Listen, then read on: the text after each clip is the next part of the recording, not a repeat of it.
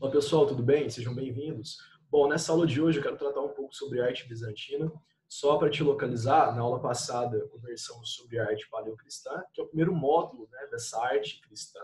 O segundo, né, que no caso é a nossa aula de hoje, arte bizantina, depois arte românica e arte gótica. Bom, sobre a arte bizantina, o que eu entendo que é interessante a gente, né, saber disso? Primeiro é importante, vou te mostrar o mapa já já, né, já te mostrando agora, na verdade, que nessa aula eu vou me referir sempre à porção oriental do Império. Porque se você for lembrar da nossa aula anterior, né, que foi arte paleocristã, eu me referi ainda ao Império Ocidental, que na verdade era você não tinha essa divisão de Império Ocidental e Oriental. Na nossa aula passada, o Império era uno, não estava dividido ainda. A arte paleocristã, a arte catacumbária, como você lembra, você assistiu a aula, é uma arte que ela acontece no seio do Império Romano. Aqui não.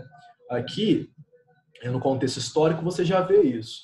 Em 395, depois de Cristo, o Império Romano é dividido, de tal forma que você vai ter aí dois impérios. Um vai cair, que é o Império Romano do Ocidente, ele vai cair, vai se feudalizar, devido às invasões dos bárbaros, e o Império do Romano do Oriente ele vai se manter firme sobre bases católicas. Tranquilo? E aí, o Império Bizantino, que vai ser o nome do Império Romano do Oriente, vai ter a sua capital em Constantinopla, a antiga Bizâncio. Por que essa informação é interessante? Porque ela é importante. Bizâncio era uma colônia grega, de tal forma que você vai ter aqui uma síntese de culturas. O Império Bizantino é caracterizado por uma síntese de culturas. A cultura grega, a cultura romana e a cultura que eu coloquei aqui no slide de oriental. O que seria essa cultura oriental? Se você for dar uma olhada aqui no mapa, existem algumas parcelas aqui, né? Jerusalém, Damasco, né? E esses locais, né? Essa porção territorial também vai influenciar artisticamente as produções que existem, né? Que existiram, algumas existem até hoje no Império Bizantino. Tranquilo? Bom, em relação ao contexto estético, o que é importante você levar? Diferentemente da nossa aula passada, nessa aula aqui você vai ter um cristianismo esplendoroso.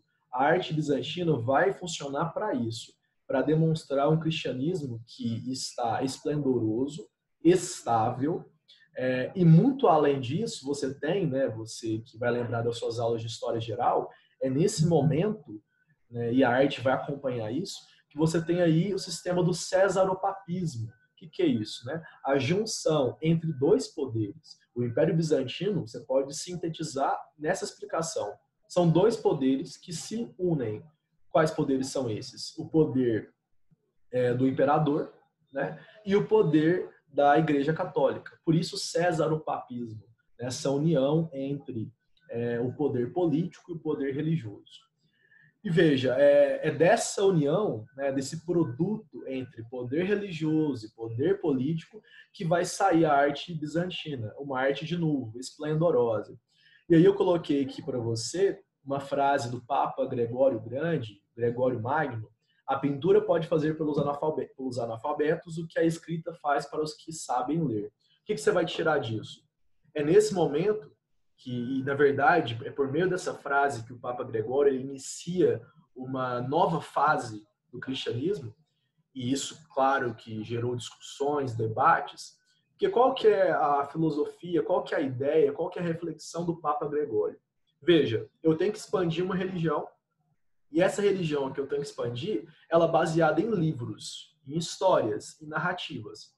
Como que eu vou convencer pessoas que não sabem ler, como é que eu vou expandir, né, essa religião para pessoas que não sabem ler, que não sabem escrever? Por meio da arte. Então é nesse momento, diferentemente da arte paleocristã, é na arte bizantina, é a primeira vez que os religiosos, papas, padres, líderes da Igreja Católica Apostólica Romana começam a entender que a arte, para além da sua função estética, ela também pode ter uma função pedagógica, que é ensinar as pessoas que não sabem ler, ensinar sobre a religiosidade católica. né? E como que isso vai se dar? Por meio dos mosaicos, né? Os mosaicos são muito presentes na arte bizantina e o mosaico vai funcionar como uma evangelização dos fiéis, um aspecto pedagógico. E a frase do Papa Gregório está aí para você não esquecer isso. Isso vai ter um continuismo em arte românica e arte gótica. Começa aqui em Constantinopla, em Bizâncio, e isso vai se expandir até, na verdade, até hoje. A Igreja Católica faz uso disso, que é a arte como um aspecto pedagógico. Bom, continuando, se a arte vai ter um aspecto pedagógico, não pode ser algo louco, de qualquer jeito, as produções não podem ser heterogêneas. Houve a necessidade de uma produção homogênea, né, para ter um máximo de clareza, que é um aspecto pedagógico, para as pessoas aprenderem. Por isso, olha o que vai voltar, as convenções artísticas. Essa palavra te remete à arte egípcia. Sim, elas vão voltar. Não as mesmas convenções, obviamente, mas há aqui uma padronização da arte, uma padronização dos mosaicos, uma padronização da construção de igrejas e por aí vai. Bom, primeiro, a frontalidade, né? Não é a mesma frontalidade da arte egípcia, aqui é outra. Não confunda com a lei da frontalidade. O que é essa frontalidade aqui? Postura rígida. Você vai ver que os mosaicos de Cristo, né, vão ter sempre uma postura rígida. Por quê, João? Para gerar admiração, respeito, certo? Verticalidade, sempre mosaicos com aspectos verticais, né? Imagens sempre muito verticais. Por quê? Para expressar o ideal de retidão, de virtude. E aí, onde você tem também o uso de auréola.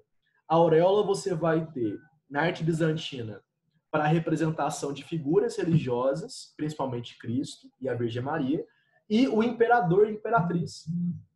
Né? João, mas por que a auréola, que é utilizada para Cristo e para a Virgem Maria, também vai ser utilizada para o imperador, para retratar o imperador e a imperatriz? Bom, pessoal, Césaropapismo, acabei de explicar, aqui há uma união entre poder político e poder religioso.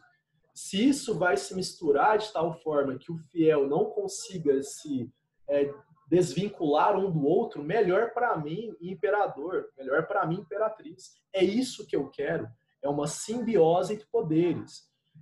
Então, isso vai ser muito, muito bem-vindo, não é uma desvantagem.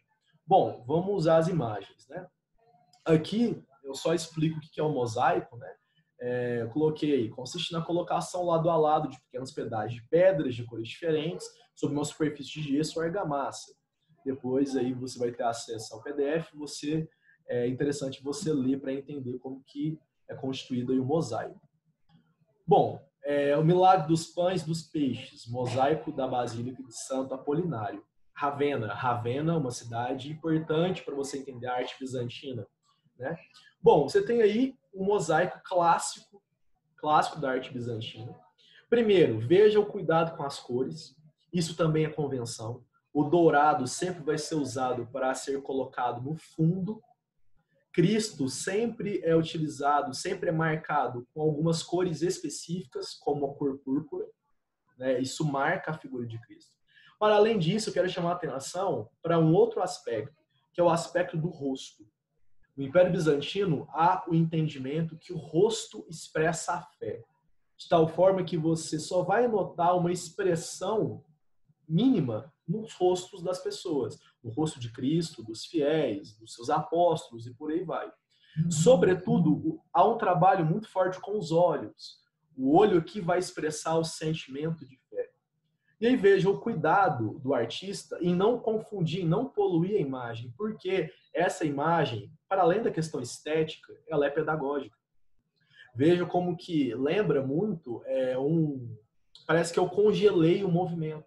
Cristo estava ali no ímpeto de distribuir pão e peixe, eu fui lá e tirei uma foto. Está todo mundo paradinho. Por quê? É assim que o cara que é analfabeto, é assim que o bárbaro vai aprender sobre o cristianismo, porque ele não sabe ler, ok? Bom, aí você tem o Justiniano, né? Mosaico representando o Justiniano. O que você tem atrás dele? O que eu te falei, a auréola. Também era utilizado para representar aqui o imperador. O imperador Justiniano vai fazer várias obras em prol da igreja, vai expandir bastante o império, é uma figura importante e é uma figura que vai estar presente em várias basílicas e várias representações. Tranquilo? Bom, aqui Cortejo dos Mártires, Igreja de Santo Apolinário, né? A mesma igreja, agora um outro local da igreja. Já já eu vou comentar as questões arquitetônicas do Império Bizantino, quero só primeiro fazer essa parte de pintura. Veja, olha aqui a questão da verticalidade. Veja como as imagens elas começam a ser um pouco mais esticadas, né? Abre muitas aspas, elas começam a ser um pouco mais verticais. Isso tem uma intenção, que é mostrar a respeito, retidão, virtude, né? Bom, e aí a gente tem a Basílica de Santa Sofia. Pessoal, em relação à arquitetura, sempre que você ouvir falar de arquitetura do Império Bizantino, você vai lembrar da Basílica de Santa Sofia. Se for cair alguma coisa em relação à arquitetura do Império Bizantino, vai cair a Basílica de Santa Sofia, por várias questões. Primeiro, é uma basílica grandiosa, chama bastante atenção, é uma construção faraônica. Segundo, essa basílica ela foi totalmente reconfigurada, de tal forma que, se você está olhando aí para a foto, não lembra cristianismo, lembra islamismo, é isso mesmo. O que aconteceu? Quando os turcos otomanos, né, tomam grande parte do Império Bizantino, há uma islamização, de tal forma que, por exemplo, a Basílica de Santa Sofia, ela não tá, a gente não tem registro, né, de como que era essa basílica originalmente. As fotos que temos já são fotos modernas, né? Fotos que vão representar a Basílica de Santa Sofia islamizada. Dá uma olhada aqui, né? Essas agulhas, né? São características da arte islâmica, assim como várias outras manifestações artísticas que foram sendo colocadas depois da construção da Basílica de Santa Sofia. Bom, sobre ela, o que é importante em nível arquitetônico falar? Primeiro, há uma análise que é muito boa que você deve fazer. As basílicas do Império Bizantino, por fora, elas são um pouco mais simples. O que eu quero dizer com ser um pouco mais simples? Não há tantos detalhes, né? Um aspecto mais de rigidez. Elas são bem grandiosas. Só que tem uma curiosidade: as basílicas são um pouco mais leves. Porque, se você for lembrar, as construções do Império Romano eram construções baseadas em cimento. Quem inventou o cimento foi o povo romano. E eram construções pesadas. As construções do Império Romano eram construções feitas com cimento e pedra. Vai ser diferente no Império Bizantino. Aqui vai começar a ser utilizado o tijolo. E o tijolo é mais leve, o tijolo é mais poroso, de tal forma que eu posso fazer cortes. É onde você vai ter isso aqui, ó. Né? Cúpulas maiores, né? Você vai ter uma desmaterialização, porque o tijolo é mais fácil de ser trabalhado. E veja, vou voltar de novo às imagens, veja a diferença. Por fora, bem mais simples, por dentro, mais trabalhado arquitetonicamente. Isso tem uma explicação religiosa? Tem. Isso também vai se manter com a arte gótica. O interior da basílica é o local do culto, é o local sagrado. Não que a questão externa, não que o fator externo seja menos importante, não é isso. Mas internamente é que as coisas acontecem. Então, nada mais natural do que a parte interior das basílicas serem um pouco mais incrementadas arquitetonicamente. Estou falando em basílica, basílica, basílica, não confunda. O que começa a acontecer aqui? As basílicas do Império Bizantino, na verdade, na vigência do Império Romano, eram locais públicos, né? Eram construções de locais públicos. E aí, quando você tem a Igreja Católica já patrocinada pelo poder político, o que vai acontecer? Várias construções públicas, fóruns e por aí vai, vão passar a ter uma conotação religiosa, porque a religião católica é uma religião de multidões. De tal forma que eu não posso, por exemplo, eu não posso pegar o Panteão e fazer do Panteão uma construção religiosa. João, mas você me falou lá na aula de Império Romano que o Panteão foi utilizado como uma construção religiosa para cultos católicos. Sim, por um determinado momento, por um determinado dado momento histórico. Depois não deu mais para isso acontecer, porque o cristianismo foi cada vez mais ganhando fiéis, de tal forma que não dá mais para ter um local pequeno para realizar missas e por aí vai, ok? Por isso a necessidade de espaços grandiosos. Dá uma olhada aqui, eu quero chamar a atenção para a parte da cúpula, né, que é essa parte aqui, ó. Aqui você tem 40 aberturas, né, 40 janelas, e essas janelas dão uma impressão que essa cúpula está flutuando. Isso também é devido à construção em tijolo, que permite, né, maiores aventuras arquitetônicas. Bom, isso aí já é um mausoléu em Ravenna. Como eu te falei, Ravenna também é uma cidade importante. Constantinopla é também, mas Ravenna é importante, você não pode esquecer. Mausoléu da Imperatriz Gala Placídia, ok? E aí, o que você tem? Uma construção típica da arte bizantina. Por fora, mais simples. Dá uma olhada nos tijolos que eu te falei. Simples, leve, formato de cruz grega, todos os braços iguais. E por dentro, bem mais ornamentada, né? Também com pinturas muito coloridas, muito chamativas. E veja uma coisa interessante, que as pinturas aqui, ó, sobretudo a figura de Cristo, não vai ser aquela figura de Cristo do barroco, não vai ser aquela figura de Cristo até mesmo da arte gótica, aquele Cristo que está sofrendo. Não é isso. Cristo aqui vai ter sempre vai passar sempre uma sensação de paz, uma sensação de tranquilidade, uma sensação imperial, né? Não é à toa que o tema mais comum do Império Bizantino é o Cristo Todo-Poderoso, né? O pastor, né? Imagens mais tranquilas, mais campestres e, por sua vez, também mais coloridas, né? Chamativas. Bom, aqui a gente tem uma outra curiosidade, né? Uma outra parte dentro da arte bizantina, que são os ícones. O que é o ícone?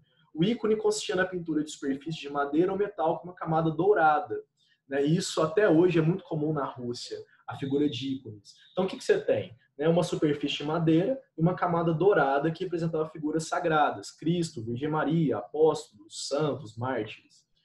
De boa? E aí, o que você tem? Normalmente, esses ícones, vou te mostrar aqui, normalmente eram adornados com pedras preciosas, né? A gente costuma falar que eles eram incrustados, né, de pedras preciosas. Aqui, por exemplo, você tem um ícone de Nossa Senhora de Misericórdia, né? E veja o local, Moscou, né? Já na Rússia. Você tem muito ícone religioso localizado em Moscou, na Rússia.